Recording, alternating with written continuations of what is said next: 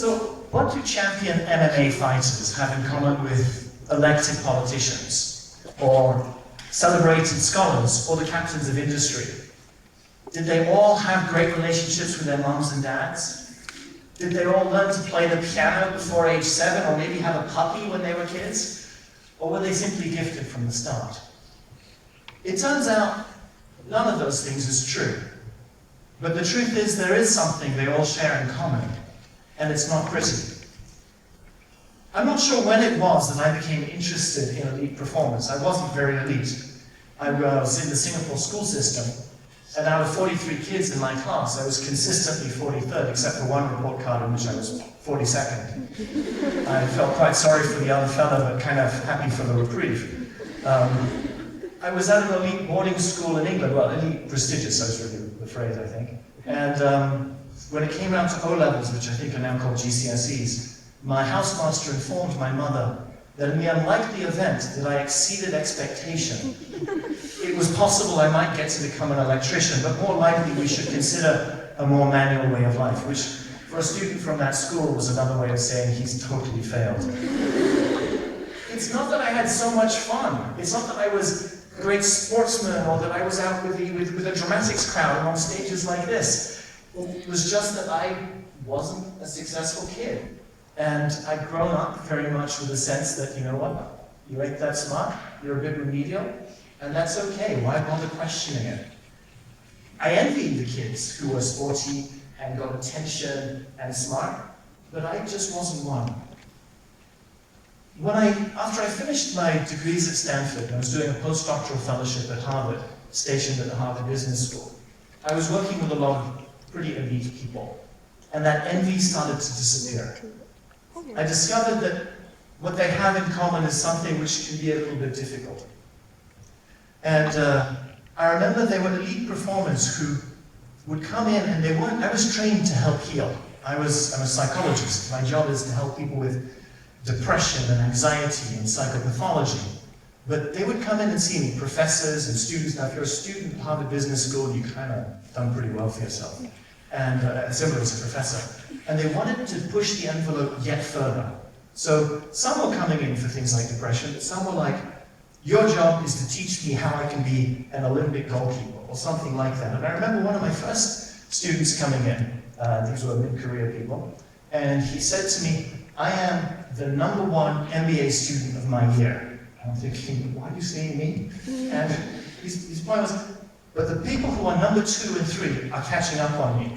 And he said, your job is to teach me the psychology I need to destroy my competition. So it seemed I had gone from healer to assassin. So it turned out, based on my humble experience, and this isn't an empirically validated finding, but I'm pretty sure it will be one day, the majority of elite performers are compensating for a deeply held insecurity. I call these toxic beliefs, a kind of imposter syndrome. They tend to be horrible assumptions we have about ourselves or the world. And in my experience, they tend to arise when we're children, typically at a vulnerable age. Now, the weird thing is, sometimes they come through really obviously bad things, like neglect, abuse, household dysfunction, but sometimes they come from the most random, unlikely places. The odd criticism by that teacher or coach that somehow gets lodged deep in our minds and can cause an enormous domino effect, hence by talking about the butterfly effect and combining these things together. I'm going to describe a couple of clients. Now, I have their permission, and when I went through this talk with them, they were like, okay, I want you to change my name to this or that, but the images, the information I'm giving you has all been approved. Anything that seems identifiable has actually been anonymized, so I don't think it's plausible that you can work out who they are. The first person I'm going to talk about is the Tiger. The Tiger was a very famous mixed martial arts champion, one of the most famous in this part of the world. When I met him socially, he was stopped a couple of times by complete strangers to sign autographs, which I wouldn't know a famous MMA fighter from anything. And he came in to see me, like we met a couple of times, and then he said, could you work with me professionally? He was coming up to a big fight, and he said, I'm losing my flow. I so much want to win that I am out of my groove. I don't feel present. I'm in my head, and I don't feel the present moment when I fight, which apparently is quite important for fighters. I asked him why he was fighting. He was getting on in age. He was in his 30s, which, when you're an MMA fighter, is close to retirement. He had sustained a number of injuries, and the injuries are pretty bad. They're by mean people who do mean things to each other's bodies. And his warm-up run every morning, was 20K. After the 20K warm-up run was 6 hours of grueling training. And when he was trying to cut weight for a fight, he would eat a piece of skinless chicken and a few vegetables. It was quite sad to watch, as I was happily eating my chips and maybe having a beer. And so I asked him, why are you going back in the ring? He wanted to go to medical school. He had great visions for himself. I'm like, you're getting past the point, mate. And he explained to me that as a child, he was little. He was also quite effeminate, and he would get beaten up. And humiliated by the beating ups, developed in him this belief that I am physically weak and pathetic. And with this terrible belief, I am physically weak and pathetic, it went into his brain like a scar, and he started studying martial arts from the age of 6. And for him not to go back in the ring to try and fight was as if he was admitting he was physically weak and pathetic, even though, in practice, he was the closest thing to a lethal human weapon. After having been kicked in the head and retired as a result, he found himself asking what it is I really want. Do I really want to pursue this crusade against the belief inside myself that I'm weak and pathetic, or is there something better for me? He now still works in the martial arts world. He still does martial arts, but not competitively.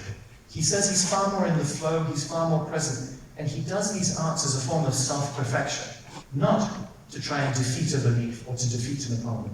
It's something for him of beauty and gives him a sense of presence in being alive. So these are some examples. These are just 6. I would say there are about 20 standard toxic beliefs, but everybody has a slightly different one. Like the tigers, I'm weak and pathetic. It's not on the board, but I'm worthless, I'm inadequate, I can't trust anyone, I can't be trusted, I'm powerless, I'm unlovable. These are some standard toxic beliefs. So there's a sense in which these beliefs that get dropped into our head, often very early in life, go on to have quite remarkable consequences, or at least that's my sense of it. It's as if we are all like a leaky bucket with holes in it, that these holes are from these toxic beliefs, and yes, you can fill up the bucket, but it won't stay full for long because it gets empty quickly, that need for more. Now, I'm not saying all toxic beliefs are robust. Small toxic beliefs like, I'm terrible at the high jump. Well, maybe train, then do well at the high jump, you go, actually, no, I can do the high jump. That's fine, because the minor, self-limiting beliefs are not really what I'm talking about. It's the big ones. I'm not competent. I'm not safe. I'm not lovable. These are the big ones. And I'm not saying that you shouldn't, like as UWC students thinking about your future and your career, I'm not saying you shouldn't be ambitious. Be ambitious, that's great. Overcome obstacles and difficulties. That makes you more resilient. It gives you joy and satisfaction in life. But if you don't look at the underlying motivation, perhaps the toxic belief that could be behind that, you may find that regardless of how much money or fame or power that you achieve, that you sell yourself short. Something inside won't be gratified. So, who has perhaps successfully gone through this process and gratified that sense inside? Gillian was a client of mine, the general manager of a very well-known hotel chain. She came to see me after 2 difficult experiences. She'd had to deal with the aftermath of a very tragic event, which as the general manager was, I think, deeply distressful. She carries on her arm a band for each of the people killed in this tragedy. And at the same time, she was dealing with a very acrimonious divorce. Her husband, she believed, was damaging their children, and the hatred she felt for him in protection of her children was enormous. She had some post-traumatic stress disorder, but very quickly, the symptoms of PTSD diminished, and she recovered just fast. And I was like, how did you do that? What happened? And she said to me, every day she tries to let go. Try to let go of her hatred of her husband, tries to let go of the trauma of the event that she had been involved with. And she said one day, it really felt like it wasn't just a little bit of letting go. Something deep shifted. I became fascinated about this deep shift. Well, how did you do it? Because I think most of us would like to learn. She did many things, like she was interested in meditation and prayer and other things, but the key thing was dance.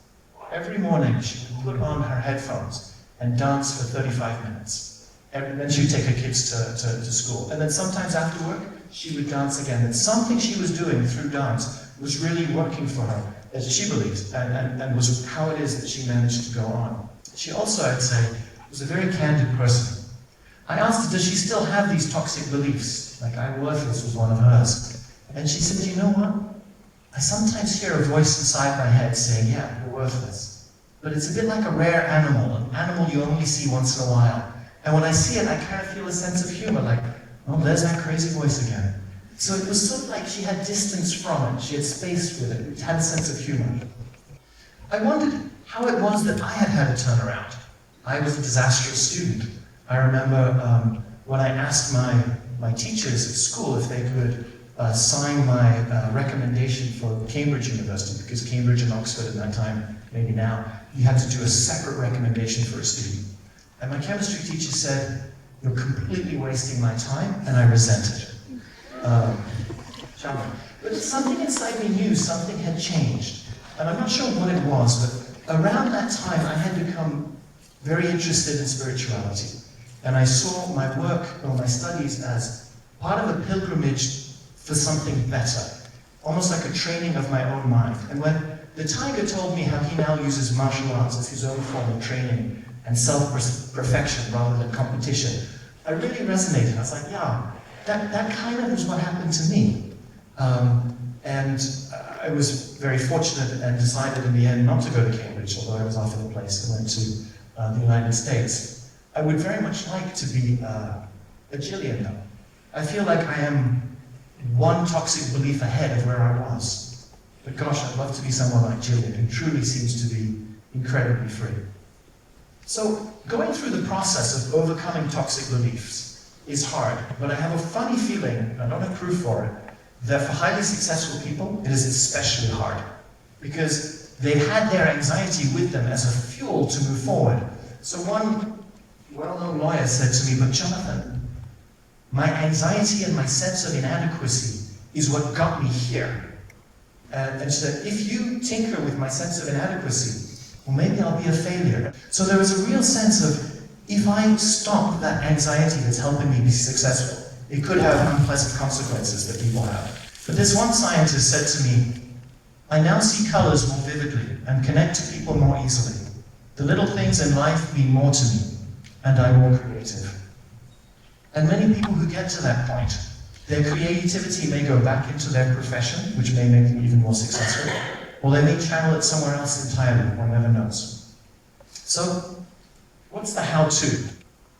So notice the voice in the head, particularly the one that says, you must do this, you ought to do this, you should do that. Jonathan, you've got to do a decent TED Talk or TEDx Talk on Thursday. That kind of voice, and when you hear it, there's often like a gripping sensation in your chest. There's a tight feeling, there's a needy feeling.